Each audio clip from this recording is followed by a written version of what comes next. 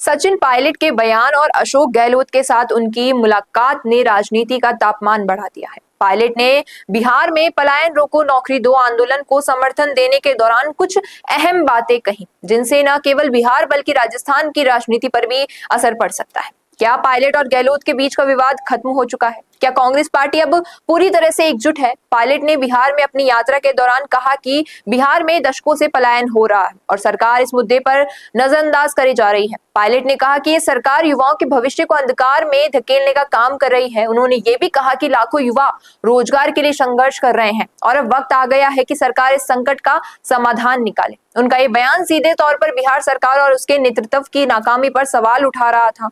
उनका नारा था पलायन रोको नौकरी दो, जो इस बात का प्रतीक था कि बिहार के लोग अब और चुप नहीं बैठ सकते। अब आते हैं सचिन पायलट और अशोक गहलोत की मुलाकात पर, जो अहमदाबाद में हुई थी। पायलट ने इस मुलाकात के दौरान कहा कि कांग्रेस पार्टी पूरी तरह से एकजुट है और आने वाले चुनावों में पार्टी फिर से जीत हासिल करेगी। ये बयान तब आया जब राजस्थान में पार्टी के भीतर गहलोत और पायलट के बीच की दरारों को लेकर चर्चा हुई। पायलट ने ये साफ कहा कि सभी अंदरूनी मतभेदों के बावजूद कांग्रेस पार्टी के सभी सदस्य एक साथ चुनाव लड़ने के लिए तैयार है और ये एकजुटता आने वाले चुनावों में पार्टी की जीत सुनिश्चित करेगी। तो दोस्तों, क्या आपको लगता है कि सचिन पायलट और अशोक गहलोत के बीच की दरार अब पूरी तरह से खत्म हो चुकी है या फिर ये सिर्फ एक राजनीतिक स्टंट है? क्या पायलट का पलायन रोको नौकरी दो आंदोलन सच में युवाओं के भविष्य की दिशा बदल सकता है या सिर्फ चुनावी मुद्दा है? आपके क्या विचार है इस पूरे मुद्दे पर? कमेंट सेक्शन में नीचे जरूर बताइएगा। ऐसे ही अपडेट्स के लिए बने रहिए संवाद के साथ।